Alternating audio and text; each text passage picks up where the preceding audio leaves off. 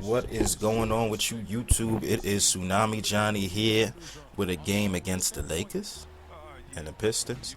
But here's what we gonna do, right? We're not even gonna talk about the game yet, cause in all honesty, excuse my voice, I might be, a little raspy because I'm still sick. But this game pissed me the fuck off. But before I get into any of that, there's a lot we have to talk about, right? Now, first and foremost, last night, the Warriors played the Wizards. And, I'm going to say first and foremost, firsthand, they got their ass handed to them by the Wizards.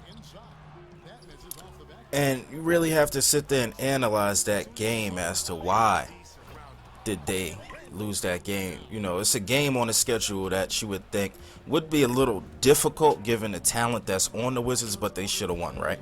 But you don't take into account the John Wall factor. And a lot of people have been sleeping on John Wall, but you have to remember that this man, no less than 2 weeks ago, got on air and said that he was the best point guard in the NBA, right? Now he's playing against Steph Curry. Steph Curry is slotted as the best point guard in the NBA because he can shoot, but we all know that it's Westbrook because Westbrook can do everything. Okay, he's averaged 30 triple doubles in one season, which has not been done since the 60s, and he's doing it with today's talent. We know that, right? We done discussed that a little bit. Whatever. John Wall made a monster proclamation, right? Now, when you hear people make these sort of mentions in any sports, in the rap industry, whatever, they usually get dethroned, right? John Wall's he's not even letting that be an option right now. He is balled the hell out. Flat out, point blank, period. And he showcased that last night. I mean, he blocked the shit out of Draymond Green, and they ended up coming out with the win.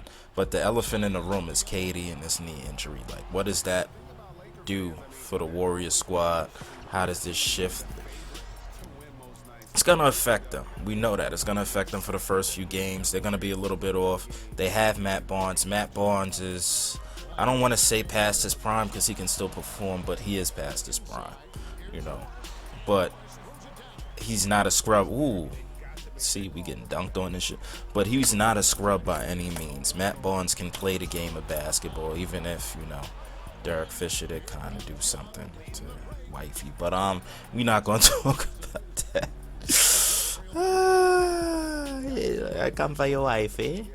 Nah. But at the end of the day, son, they're going to have a hell of a lot of adjusting that needs to be done, and very fast, if they want to keep their record where it's at. But then you also have Joel Embiid, like switching gears a little bit. You have Joel Embiid. Look at this dunk. That was just pure nasty. But you have Joel Embiid, who hasn't played a full season yet and is out yet again with another injury. When it comes to dudes that are that big, I always say it. Their careers are short-lived, and it's unfortunate because they can play. You've seen how he's played in the beginning of this year. He was dominant. He was nothing short of dominant, but they already compared him to Greg Oden. And, it's sad, but it's true. It's sad, but true. The man has an issue with being injury-prone. It happens. Not everybody's going to be as durable as... I got a name. Insert durable player here. But Joel Embiid, it's not really looking good for the longevity of his career. It's sad because dude could play, but yeah. Looks like that happened. But we hope him, we wish him a speedy recovery. We hope he gets better. And we hope that, he doesn't get plagued with that Derrick Rose shit. Now,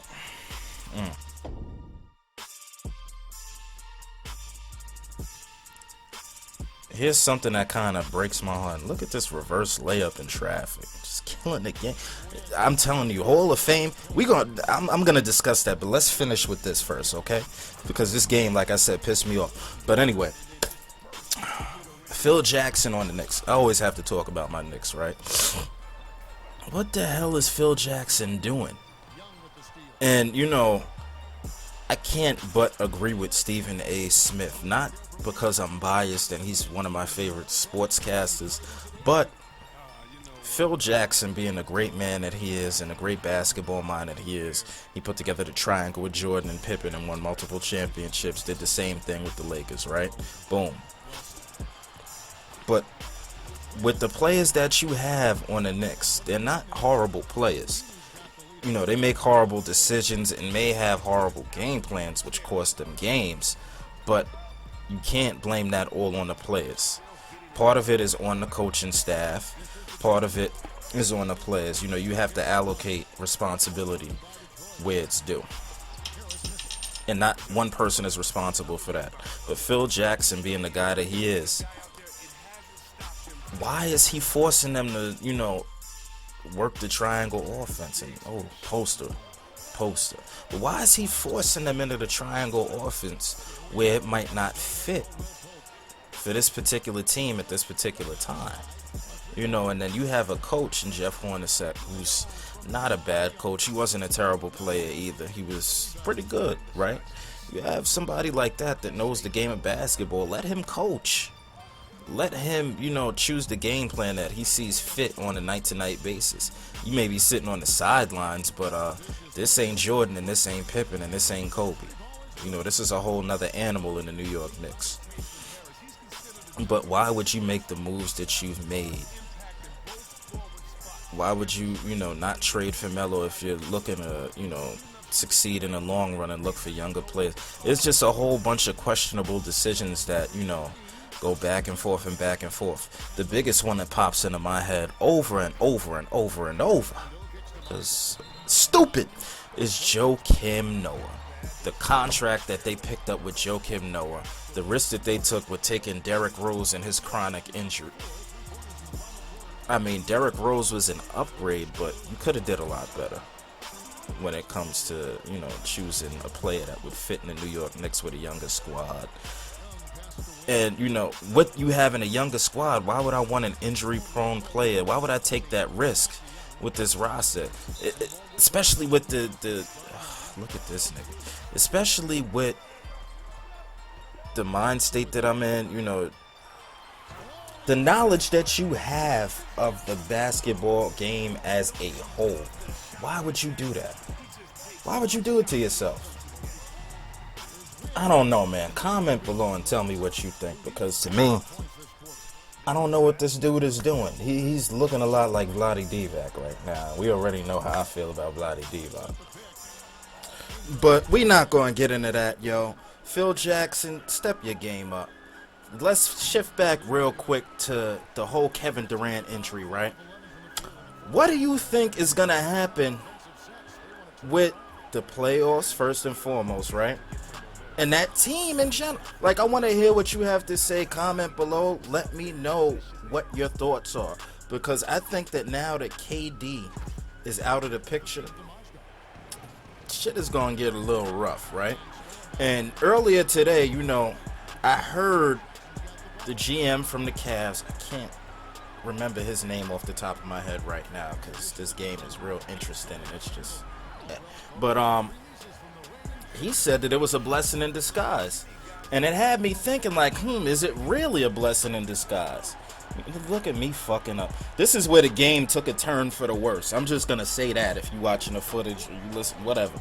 This is where the game took a complete turn for the worse. It was a, 5-6 point game, whatever. We had the lead.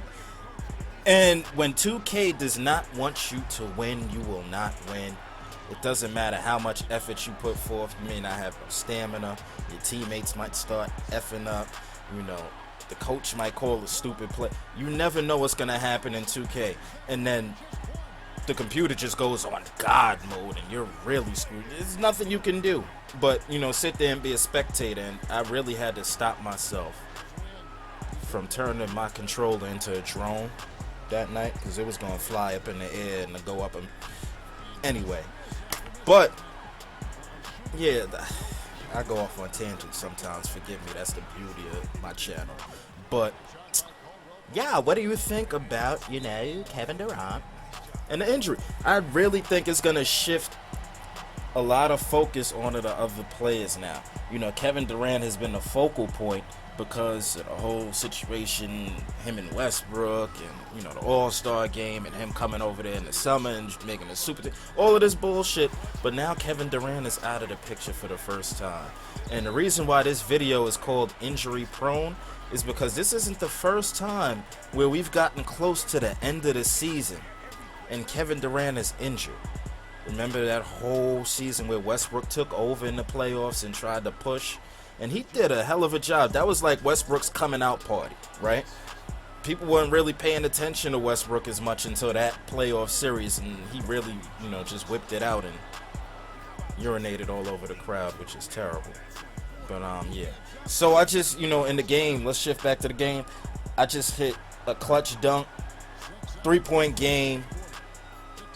Look at this bullshit. We go into overtime.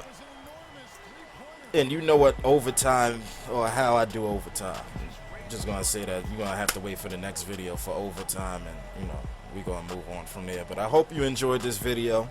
If you did, please like, comment, or subscribe. Again, I want to hear what you have to say about this NBA season. Don't be a scrub and watch the video and don't get engaged in the discussion. You have to get engaged in a discussion. And again, thank you for the love and support. Like, comment, subscribe. Can't thank you enough for that. You know, boost this video up. We love you, and we out here.